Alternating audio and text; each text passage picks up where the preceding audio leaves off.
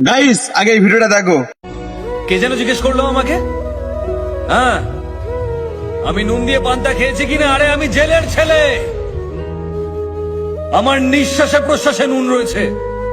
Sir 1 KG টমেটোর দাম কত জানেন? বলুন তো লবণ কত করে কিলো? নুন দিয়ে পান্তা ভাত খেয়েছেন?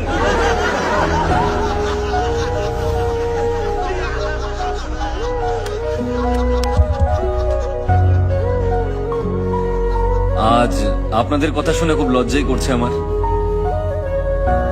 সত্যি কথা বলতে 1 কিলো টমেটোর দাম আমি জানি না। টমেটোর দাম জানে না, নেতা হতে এসেছেন? এই স্যার কি টমেটোটা চিনিয়ে দে না। স্যার একবার এই টমেটোটা দেখে নিন। আরে এই এই এই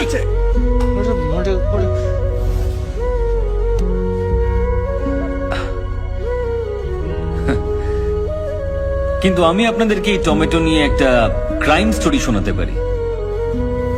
বিশ্বের মাত্র 7টা দেশে টমেটো চাষ হলেও সব দেশেই টমেটো সস খাওয়া হয়। আমাদের দেশে চাষ করা টমেটোর ডিমান্ড সারা বিশ্ব জুড়ে রয়েছে। কিন্তু আরো একটা রহস্য আছে, যারা এখানে টমেটো চাষ করেন তারা খুব তাড়াতাড়ি মারা যান। কেন মারা যান? কারণ এখানে টমেটো যে পরিমাণে চাষ হয় আর তার যা দাম পাওয়া যায়, তার মধ্যে আকাশ পাতাল তফাৎ অন্যান্য দেশের তুলনায়। ধরুন এখানে এই টমেটো বিক্রি করে আর এই টমেটো বিক্রি করে একই দামে। প্রচুর চাহিদা থাকলেও আমি টমেটো কিনছি শুধু ওর কাছ থেকে, আর বাকি লোকজনদেরকে আমি বলছি যে ওর কাছ থেকে টমেটো কিনবেন না। আর টমেটো কতদিন ভালো থাকে? মাত্র 2 দিন। আমি কিন্তু জানি না কার টমেটো আগে নষ্ট হবে, কিন্তু দুজন বিক্রেতাই সবসময় ভয়ে থাকবে। তখন আমি সেই সস কোম্পানিকে সমস্ত টমেটো বিক্রি করে দেব প্রচুর পরিমাণ লাভ রেখে, যেটা আমি কম দামে কিনেছিলাম। আমি শুধু এর কাছ থেকেই কম দামে কিনে নিলাম, আর অন্য টমেটো বিক্রেতার সমস্ত টমেটো নষ্ট হয়ে গেল। পৃথিবীর সমস্ত দেশে লোকজন টমেটো সস দিয়ে খাবার আনন্দ করে খান, কিন্তু আমার দেশের টমেটো বিক্রেতা না খেতে পেয়ে মারা যান।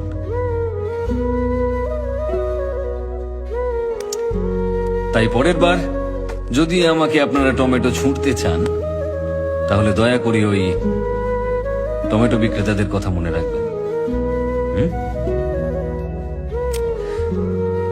কি হলো? আপনারা সবাই চুপ কেন? কারোর কিছু বলার থাকলে বলতে পারেন। স্যার আমার একটা প্রশ্ন আছে। হ্যাঁ বলুন না। আমরা কেউ এখানে ভোট দেওয়ার সময় যাই না, জানি যে ওটা জালি ভোট হয়ে যাবে, কিন্তু আপনি একটা ভোটের জন্য এত কিছু কেন করছেন? আপনি তো 49P সম্পর্কে সবকিছুই জানেন। ভোটের রেজাল্ট বন্ধ করে দিলেন, কোম্পানি থেকে পদত্যাগও করলেন, এসব কি স্যার? আপনারা আসল কারণটা জানতে চান? রামেশ্বরমে আমার বাড়ি। দারিদ্র্যের মধ্যে একটা ছোট্ট সাধারণ পরিবারে আমি বড় হয়েছিলাম, যারা আশেপাশে প্রচুর জেলে পরিবার বসবাস করত। মাছ ধরে জেলেরা সবসময় বেঁচে ফিরত না, আর মৃত জেলেদের পরিবার তিলে তিলে অনাহারে মারা যেত। অভাব এতটাই বেশি ছিল। তারপর একটা ইলেকশন আসে। ইলেকশনের সময় সমস্ত ক্যান্ডিডেটরা আমাদের কাছে আসেন। ভোটের দিন অনেকেই সমুদ্রে চলে যান, আমিও তাদের সঙ্গে গিয়েছিলাম। আমরা যখন সমুদ্রে, সেই সময় নির্বাচন হয়। আমাদের নির্বাচিত ব্যক্তিরা কিন্তু 5 বছর শক্তিশালী হলেও আমরা প্রত্যেকটা মানুষ একদিন ভীষণ শক্তিশালী। যারা যারা ভুল বুঝে সেই সময় সমুদ্রে গিয়েছিল, তারা সবাই ফিরে আসার চেষ্টা করে। আর সেদিন নির্বাচনকে কেন্দ্র করে আমাদের এলাকায় একটা দাঙ্গা তৈরি হয়। আর সেই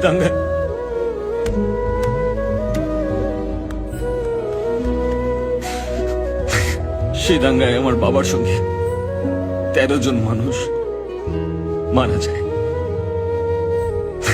আর যারা মারা যায়নি তাদের সকলকে আহত করার চেষ্টা করা হয়েছিল, যাতে তারা উঠে দাঁড়াতে না পারে। আমার বাবা দাঙ্গার বিরুদ্ধে লড়েছিল, কিন্তু কেউ আমার বাবাকে বাঁচাতে আসেনি। একটা মানুষ মারা যাওয়ার পর তার সমস্ত অন্ত্যেষ্টিক্রিয়া করার জন্য 2000 টাকা খরচ হয়, আর জেলেদের 2 বছর লাগে ওই 2000 টাকা কামাতে। সুতরাং মৃতের শরীর নিয়ে এসো আর সেটাকে সমুদ্রে ছুঁড়ে ফেলে দাও। আমার বাবাকেও আমি মারা যাওয়ার পর সমুদ্রে ছুঁড়ে ফেলেছি। শুনেছি সমুদ্রে মৃতের অস্থি বিসর্জন করা হয়, কিন্তু আমি আমার বাবাকে করেছি।